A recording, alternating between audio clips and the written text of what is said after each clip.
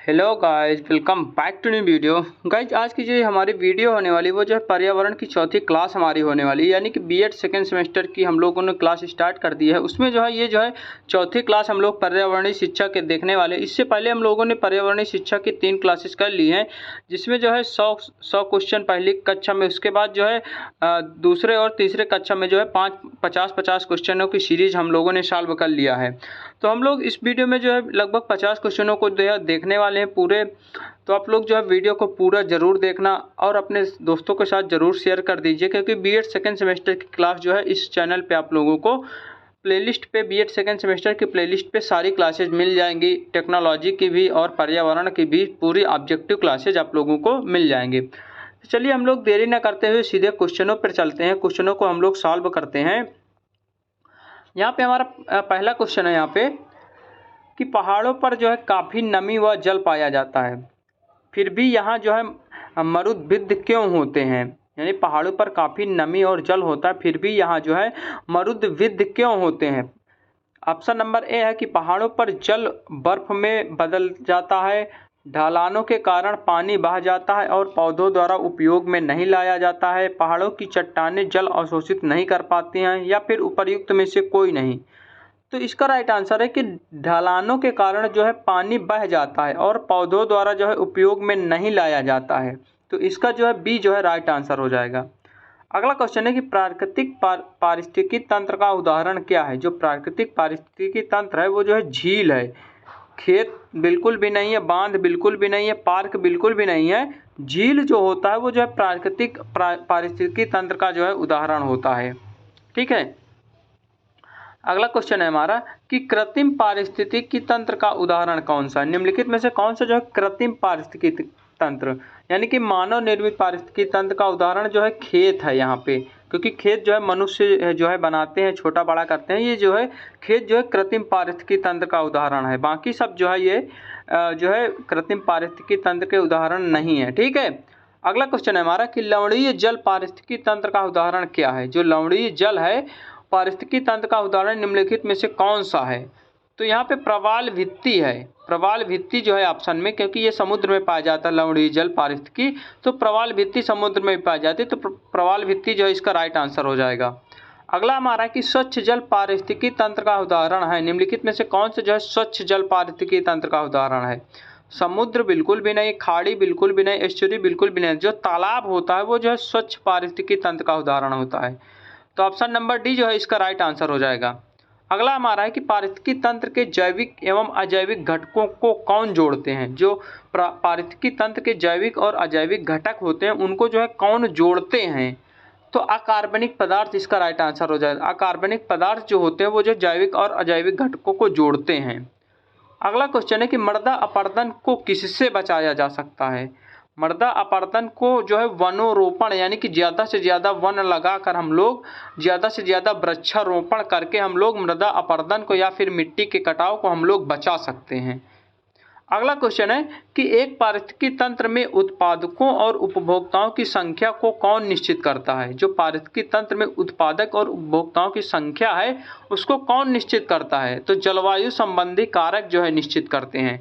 Option number A इसका right answer हो जाएगा। अगला नंबर है कि पारिस्थितिकी तंत्र के पादपों एवं प्राणियों के पारस्परिक संबंधों का आधार क्या है। जो पारिस्थितिकी तंत्र है उसमें पादपों और प्राणियों के पारस्परिक संबंधों का आधार क्या है। तो पोषण संबंध जो है इसका आधार है। तो ऑप्शन नंबर बी जो है इसका राइट आंसर हो जाएगा। अगला है कि प्रकाशीय ऊर्जा को रासायनिक ऊर्जा में कौन बदलते हैं। जो प्रकाश ऊर्जा होती है उसको रासायनिक ऊर्जा में कौन बदलते हैं। तो हरे पेड़ पौधे जो है इसको जो है प्रकाश ऊर्जा को रासायनिक ऊर्जा में बदलते हैं, हरे पेड़ पौधे।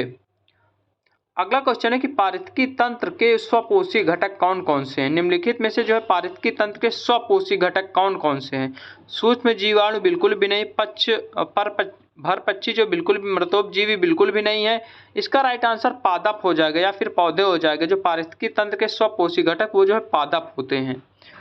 अगला है हरे पेड़ पौधों को पारिस्थितिकी में क्या कहते हैं। जो हरे पेड़ पौधे होते हैं उसको जो है पारिस्थितिकी में जो है क्या कहा जाता है। उसको उत्पादक कहा जाता है। तो उत्पादक जो है इसका राइट आंसर हो जाएगा।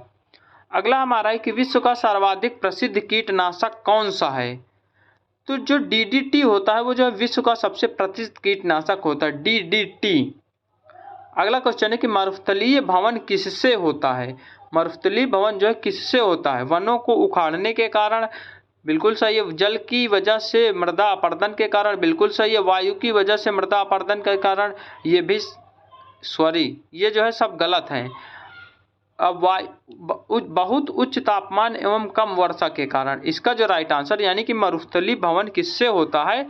तो बहुत उच्च तापमान एवं कम वर्षा के कारण जो है मरुस्थलीय भवन होते हैं। तो इसका डी जो है राइट आंसर हो जाएगा। अगला क्वेश्चन है हमारा कि शाकाहारी प्राणी क्या कहलाते हैं? जो शाकाहारी प्राणी हैं वो जो है क्या कहलाते हैं? तो वो जो है प्राथमिक उपभोक्ता कहलाते हैं। शाकाहारी प्राणी हमेशा प्राथमिक उपभोक्ता के अंतर्गत आते हैं। अगला नंबर है कि कुत्ता जो है किस वर्ग में आता है? तो कुत्ता जो है द्वितीय उपभोक्ता के अंतर्गत आता है। तो कुत्ता जो है द्वितीय उपभोक्ता, बी नंबर इसका राइट आंसर हो जाएगा। अगला है कि सर्वाहारी जंतु किस वर्ग में आते हैं? जो सर्वाहारी जंतु है वो जो है आते हैं द्वितीयक उपभोक्ता के अंतर्गत। तो द्वितीयक उपभोक्ता इसका राइट आंसर हो जाएगा। जो सर्वाहारी होते हैं वो जो है द्वितीयक उपभोक्ता के अंतर्गत आते हैं। जैसे कि मनुष्य होता है सर्वाहारी, तो ये जो है द्वितीयक उपभोक्ता होता है। तृतीयक उपभोक्ता कौन होते हैं? निम्नलिखित में से जो है तृतीयक उपभोक्ता कौन है?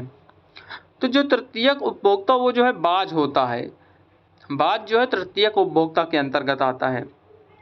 अगला क्वेश्चन है हमारा कि शेर जो है किस वर्ग के अंतर्गत आता है? तो शेर जो है तृतीयक उपभोक्ता, बाज है, शेर है, ये सारी चीज जो है तृतीयक उपभोक्ता के अंतर्गत आते हैं। शेर है, बाघ है, बाज है, ये सब तृतीयक उपभोक्ता के अंतर्गत आते हैं। गिद्ध जो है किस वर्ग में आता है? गिद्ध भी जो है तृतीयक उपभोक्ता के अंतर्गत आता है। ये गिद्ध हो जाएगा। प्रकृति का सफाई कर्मी किसे कहा जाता है? जो प्रकृति का सफाई कर्मी है वो जो है गिद्ध को कहा जाता है। तो गिद्ध जो है इसका राइट आंसर हो जाएगा। अगला है कि समार्जक उपभोक्ता की श्रेणी में कौन सम्मिलित होते हैं? जो समार्जक उपभोक्ता उसकी श्रेणी में कौन सम्मिलित होते हैं? तो दीमक इसका राइट आंसर हो जाएगा। अगला क्वेश्चन है कि अपघटक जीवों का उदाहरण कौन है? जो अपघटक जीवों का उदाहरण है निम्नलिखित में से कौन है? तो कवक जो है अपघटक जीवों का उदाहरण है। तो कवक जो है इसका राइट आंसर हो जाएगा। बैक्टीरिया किस श्रेणी में आते हैं या फिर बैक्टीरिया किस श्रेणी में सम्मिलित हैं? तो बैक्टीरिया जो है अपघटक के रूप में आते हैं। तो अपघटक इसका राइट आंसर हो जाएगा। बैक्टीरिया जो है अपघटक के अंतर्गत आते हैं। अगला है कि जैव भार में कौन सम्मिलित होते हैं? जैव भार में कौन सम्मिलित होते हैं? उत्पादक, अपघटक, उपभोक्ता या फिर समस्त जीव? तो जैव भार में जो है समस्त जीव जो है सम्मिलित होते हैं। तो डी जो है इसका राइट आंसर हो जाएगा। अगला है कि पारिस्थितिकी तंत्र में ऊर्जा का प्रमुख स्रोत क्या है? जो पारिस्थितिकी तंत्र है उसमें जो है ऊर्जा का प्रमुख स्रोत सूर्य होता है। तो सूर्य जो है इसका राइट आंसर हो जाएगा। पारिस्थितिकी तंत्र में ऊर्जा जो है का कौन होता है? ऊर्जा का क्या होता है? यहाँ पे कौन नहीं है, यहाँ पे क्या होता है? पारिस्थितिकी तंत्र में ऊर्जा का क्या होता है? रूपांतरण होता है, स्थिरीकरण होता है, निर्माण होता है या फिर विनाश होता है? तो जब पारिस्थितिकी तंत्र में ऊर्जा का जो है रूपांतरण होता है, तो रूपांतरण इसका राइट आंसर हो जाएगा। अगला क्वेश्चन है कि पारिस्थितिकी तंत्र में ऊर्जा का ह्रास किससे होता है? जो पारिस्थितिकी तंत्र होता है उसमें जो ऊर्जा का ह्रास होता है वो जो है रूपांतरण के कारण होता है। तो रूपांतरण इसका राइट आंसर हो जाएगा। अगला है कि हरे पेड़ पौधे सूर्य के प्रकाश को किसमें बदलते हैं? जो हरे पेड़ पौधे होते हैं वो जो है सूर्य के प्रकाश को जो है किसमें बदलते हैं? तो सूर्य के प्रकाश को रासायनिक ऊर्जा में बदलते हैं जो हरे पेड़ पौधे होते हैं। तो रासायनिक ऊर्जा जो है इसका राइट आंसर हो जाएगा। अगला है कि पादपों से शाकाहारी जीवों में कितनी ऊर्जा पहुंचती है? जो पादप होते पौधे होते हैं उनमें से जो शाकाहारी जीव होते हैं उसमें जो है कितनी ऊर्जा पहुंचती है? तो 10% केवल ऊर्जा पहुंचती है। तो 10% इसका राइट आंसर हो जाएगा। अगला है हमारा कि पारिस्थितिकी तंत्र में ऊर्जा सदैव किस स्तर को प्रभावित करती है? जो पारिस्थितिकी तंत्र में ऊर्जा सदैव किस स्तर को प्रभावित होती है? तो उच्च से निम्न की ओर हमेशा। जो पारिस्थितिकी तंत्र में जो ऊर्जा होती है जो उच्च से हमेशा निम्न की ओर प्रभावित होती है। तो ऑप्शन नंबर ए इसका राइट आंसर हो जाएगा। अगला हमारा है कि जो पारिस्थितिकी तंत्र में विभिन्न रासायनिक तत्वों का प्रवाह कैसे होता है? जो पारिस्थितिकी तंत्र में जो है विभिन्न रासायनिक तत्वों का प्रवाह कैसे होता है? तो हमेशा चक्रीय होता है। पारिस्थितिकी तंत्र में जो रासायनिक तत्वों का प्रवाह है वो जो है चक्रीय होता है। अगला क्वेश्चन है कि ऊर्जा का गैर परंपरागत स्रोत कौन सा होता है? ऊर्जा का गैर परंपरागत स्रोत जो है सौर विकिरण होता है। तो सौर विकिरण इसका राइट आंसर हो जाएगा, ऊर्जा का गैर परंपरागत स्रोत। अगला है कि अवसादी चक्र में किसका प्रवाह होता है? अवसादी चक्र में हमेशा हमेशा खनिज का प्रवाह होता है। तो ऑप्शन नंबर बी जो है इसका राइट आंसर हो जाएगा। अगला है कि खाद्य श्रृंखला की प्रत्येक कड़ी क्या कहलाती है? जो खाद्य श्रृंखला की प्रत्येक कड़ी होती है वो जो है पोषण स्तर कहलाती है। तो पोषण स्तर इसका राइट आंसर हो जाएगा। जो खाद्य श्रृंखला की प्रत्येक कड़ी जो है पोषण स्तर कहलाती है। अगला क्वेश्चन है कि हमारा हरे पादप या फिर हरे पेड़ पौधे भोजन श्रृंखला में किस स्थान पर होते हैं? तो ये जो है सबसे पहले होते हैं, यानी कि प्रारंभिक स्थान पर होते हैं, सबसे पहले होते हैं। अगला क्वेश्चन है कि जीवों के मध्य भोजन प्राप्त करने के निश्चित पोषण क्रम को क्या कहा जाता है? जो जीवों के मध्य भोजन प्राप्त करने का निश्चित पोषण क्रम होता है उसको जो है खाद्य श्रृंखला कहते हैं। तो खाद्य श्रृंखला जो है इसका राइट आंसर हो जाएगा। अगला है कि जीवों में ऊर्जा का हस्तांतरण किसके द्वारा होता है? जीवों में ऊर्जा का हस्तांतरण जो है खाद्य श्रृंखला से होता है। तो खाद्य श्रृंखला इसका राइट आंसर हो जाएगा। अगला है कि एकाधिक यानी कि एक से अधिक खाद्य श्रृंखला के किसी स्तर पर मिलने से क्या बनता है? यानी कि एक से अधिक जो खाद्य श्रृंखला के किसी स्तर पर मिलने से क्या बनता है? तो खाद्य जाल बनता है। ऑप्शन नंबर बी जो है इसका राइट आंसर हो जाएगा। अगला क्वेश्चन है कि खाद्य श्रृंखला के अंतिम सिरे पर कौन होते हैं? खाद्य श्रृंखला के अंतिम सिरे पर जो है हमेशा अपघटक होते हैं। तो अपघटक इसका राइट आंसर हो जाएगा। जो खाद्य श्रृंखला के अंतिम सिरा है उस पर हमेशा अपघटक होते हैं। अगला क्वेश्चन है खाद्य श्रृंखला की सबसे कमजोर कड़ी कौन सी होती है? जो खाद्य श्रृंखला है उसकी सबसे कमजोर कड़ी कौन सी होती है? तो सर्वोच्च उपभोक्ता जो है सबसे कमजोर कड़ी होती है। खाद्य श्रृंखला में सबसे कमजोर कड़ी जो है सर्वोच्च उपभोक्ता होती है। तो ये चैप्टर फिलहाल खत्म होता है। इसमें जो है 141 क्वेश्चन थे। हम लोगों ने 41 क्वेश्चनों की सीरीज जो है इस वीडियो में देखा है। तो कैसी लगी वीडियो? अगर वीडियो अच्छी लगी तो वीडियो को लाइक करें, कमेंट करें, शेयर करें और अपने दोस्तों के साथ जरूर शेयर करें। चलिए मिलते हैं एक नई वीडियो के साथ, तब तक के लिए बाय बाय, टेक केयर।